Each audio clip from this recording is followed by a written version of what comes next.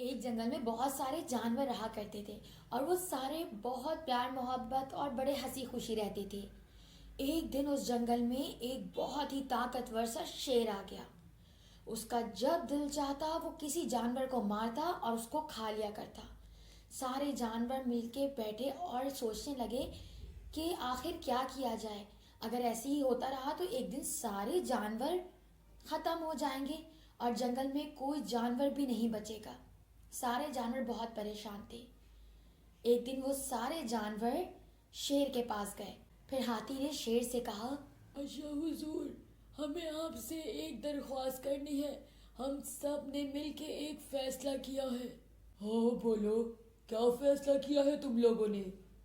ہم نے فیصلہ کیا ہے کہ ہم باری باری روز آپ کے پاس آپ کا کھانا بن کے آئیں گے۔ لیکن میں تم لوگوں کی اس بات پہ کیسے بھروسہ کر لوں کہ تم لوگ روز مجھے ٹائم پہ کھانا دو گے اور مجھے کھانے کی تلاش خود نہیں کرنی پڑے گی؟ آپ ہم پہ بھروسہ رکھیں، کیونکہ اگر ہم سب ایک ساتھ مر گئے تو یہ جنگل خالی ہو جائے گا۔ اور ہاں، آپ کو کھانا کہاں سے ملا کرے گا پھر؟ ہم وعدہ کرتے ہیں کہ روز ایک ایک آپ کے پاس کب کا کھانا بن کے آیا کریں گے۔ چلو ٹھیک ہے، میں تم لوگوں کی بات مان لیتا ہوں۔ اب روز ایک جانور شیر کے پاس اس کا کھانا بن کے جاتا۔ اس طرح دن گزرتے رہے۔ جب باری ایک چلاک خرگوش کی آئی تو وہ وقت پہ نہ پہنچا۔ وہ بہت ڈر رہا تھا جاتے ہوئے اور اس کے دماغ میں ایک ترکیب آ رہی تھی۔ وہ وقت سے تھوڑے دیر میں شیر کے پاس پہنچا۔ کہاں رہ گئے تھے تم؟ تم تو اتنے چھوٹے سے ہو، تمہیں آنے میں اتنی دیر کیسے ہو گئی؟ مجھے کب سے بھوک لگ رہی ہے اور تم اتنے چھوٹے ہو، میرا پیٹ کیسے بھرے گا تمہیں صرف کھا کے؟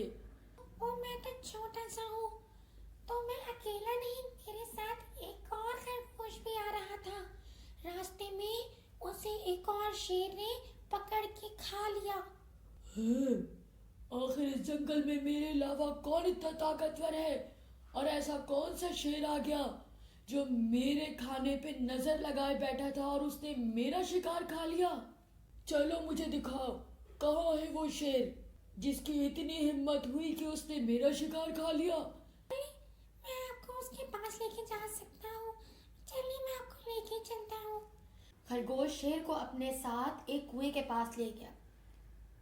یہاں وہ شیر اس کنویں کے اندر چھپ کے بیٹھا ہوا ہے۔ اب آپ جو چاہیں اس کے ساتھ سلوک کر سکتے ہیں۔ شیر نے جیسے ہی کنویں میں دیکھا تو اس کو اپنا عکس دکھا اور اس کو لگا کہ وہ دوسرا شیر ہے، اور اس دوسرے شیر کو پکڑنے کے چکر میں اس نے چھلانگ لگا دی اور وہ کنویں میں گر گیا۔ وہ کنویں سے باہر نہ آ سکا۔ شیر نے کنویں سے باہر آنے کی بہت کوشش کی لیکن وہ بیچارہ وہیں پر ہی مر گیا۔ سارے جانور بہت سکون سے اور خوشی کے ساتھ پہلے کی طرح مل کے رہنے لگے اور وہ خرگوش کے بہت شکر گزار تھے، کیونکہ خرگوش کی چالاکی کی وجہ سے ان سب کی جان بچ گئی تھی۔